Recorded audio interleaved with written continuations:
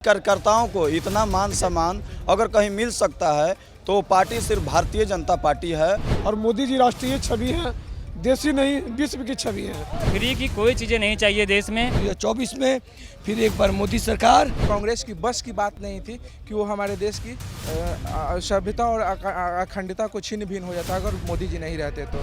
3 centre में घूमी मैं, कहीं भी बीपी चेक करने के लिए व्यवस्था नहीं है।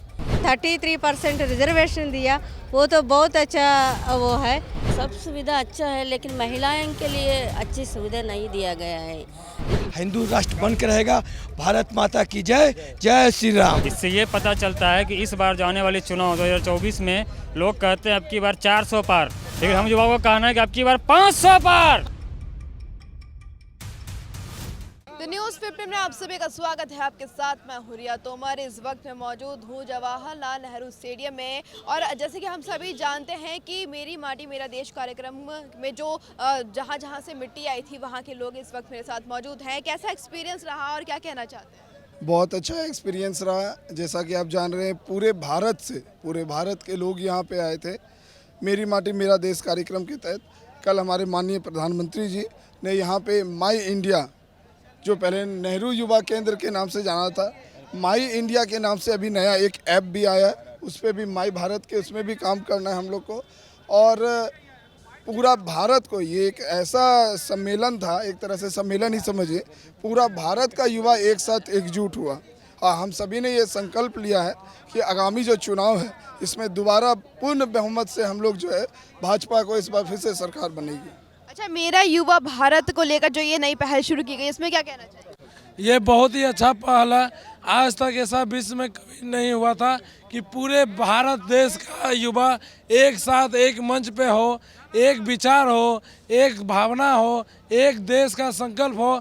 कैसे हम लोग 2047 तक विकसित भारत और अपना स्वदेशी सब सामान को करेंगे, वही सब लेके हम लोग सब साथ हुए पूरे भारत का। ताकि आप देख रहे हैं अभी युवा शक्ति जो है, पूरी युवा शक्ति एक हो चुकी है और हमारा भारत के हर कोने से युवा एकत्रित हो चुके हैं। इससे ये साबित होती है कि अब युवा जाग चुकी है और युवा भी अभी कोई जो वो नहीं रहेगी भड़ा के मतलब किसी के बहकावे में। और देखिए ये जो युवा हम लोग इकट्ठा हुए थे, इससे ये पता चलता है कि इस बार जाने वाले चुनाव 2024 में लोग कहते हैं अब की बार 400 पार, लेकिन हम युवाओं का कहना है कि अब की बार 500 पार। और क्या कहना चाहेंगे 2024 में किसका चेहरा देखते हैं?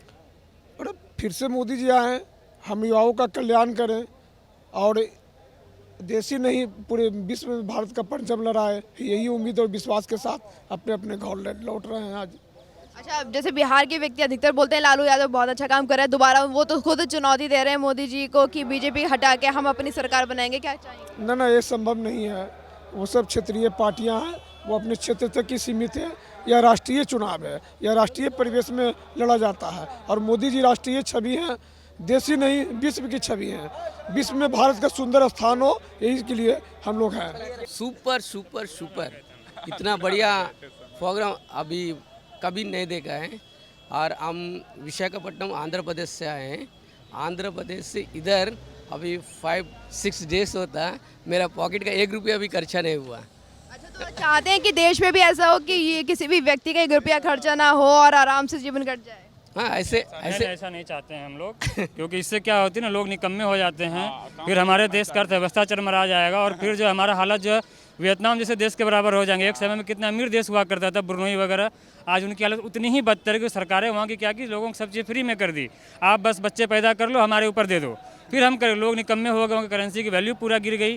अंत में वर्ल्ड बैंक को इसमें हस्तक्षेप करना पड़ा, सारे करेंसी कैंसिल की गई और महंगाई वहाँ पे डबल डिजिट, बहुत बड़ा फिगर, तुम्हारा ट्रिपल डिजिट में चल रही थी, बहुत बड़ा फिगर होता है। इसलिए हम नहीं चाहते हैं कि लोगों को मुफ्तखोरी की आदत लगे, इन सब चीज़ों की आदत लगे। क्योंकि सरकार जो है वो जो भी करती है हमारे लिए करती है, हमारे टैक्स के पैसे से ही करती है। हमें है कि पूरी मेहनत, पूरी लगन से, निष्ठा से काम करके सरकार समय पर टैक्स दे ताकि हमारा भला हो सके। फ्री की कोई चीज़ें नहीं चाहिए देश में, हम बराबर टैक्स देंगे। प्रधानमंत्री जी द्वारा एक भारत श्रेष्ठ भारत का जो दिया है उसको 70 साल में कांग्रेस सरकार ने, विपक्ष ने जो बांट के रख दिया था आपस में, उसको एक करने का जो प्रयास किया, इसके लिए माननीय प्रधानमंत्री जी को बहुत बहुत धन्यवाद है कि उन्होंने दिखा दिया कि कैसे सारे राज्य के लोग एक हैं। इन लोगों ने बांट के रख दिया था, north India, south India, east India में बांट के रख दिया था। इन लोग कांग्रेसियों ने, उनको ऐसा कुछ नहीं, हम सब एक भारतीय हैं। माननीय प्रधानमंत्री दिखा दी कि हम लोग भारतीय हैं, भारतीय थे, भारतीय हैं, भारतीय रहेंगे। और शहीदों को सम्मान माननीय प्रधानमंत्री जो दिया गया, घर से माटी ला के, वो अभी तक किसी ने नहीं दिया। शहीदों को सम्मान देने कोई भी कोशिश नहीं किया इन लोगों ने, सिर्फ शहीदों का इस्तेमाल किया उनका।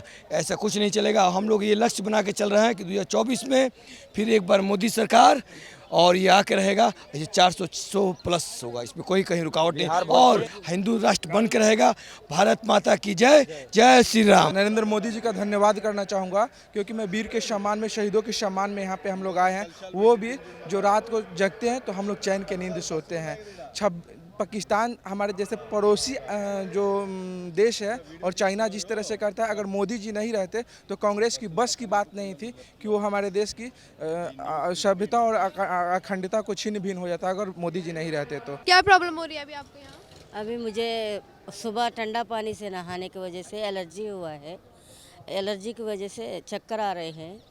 हेल्थ सेंटर में आए तो जस्ट ये दवा दिया है। बीपी चेक करने के लिए कोई व्यवस्था नहीं है। 3 सेंटर में घूमी मैं, कहीं भी बीपी चेक करने के लिए व्यवस्था नहीं है। हमें यहाँ की भाषा थोड़ा थोड़ा आता है, ज़्यादा नहीं आता। कहाँ जाना है, हॉस्पिटल किधर है, वो भी नहीं मालूम। ऐसी कोऑर्डिनेशन नहीं है यहाँ। तो आपने अभी किसी शिकायत की? जैसे कि अभी तो यहाँ जवाहरलाल नेहरू स्टेडियम में सब बोल रहे हैं कि अच्छी सुविधाएं दी गई हैं, हर फैसिलिटी है, खाने से लेकर पीने सबको मुफ्त है। सब सुविधा अच्छा है, लेकिन महिलाओं के लिए अच्छी सुविधा नहीं दिया गया है। नहाने के लिए पानी का व्यवस्था नहीं है, और बाथरूम्स में पानी नहीं आती। महिलाएं भी खुलेआम नहाना पड़ा बिना पानी की वजह से। खुलेआम नहीं है, वॉशरूम बाथरूम नहीं था, बाथरूम के पास पानी नहीं था, कोई बताने वाले नहीं है। सुबह सुबह 4:30 बजे उठ के हम नहाई, इसीलिए ये प्रॉब्लम हुआ है मुझे। अच्छा, आपके अलावा और किसी महिला को कोई दिक्कत नहीं हुई? कोई सामने नहीं आया ऐसे बोलने के लिए? मुझे तो नहीं, मेरे बारे में ही पता है मुझे बस। तो आपके साथ कितनी महिलाएं लगभग? हम आंध्रा से करीब 50 महिलाएं आए हैं। बाकी लोग बहुत है। हमारे टेंट में 100 के ऊपर रहेंगे महिलाएं। सभी खुले में नहा रही हैं?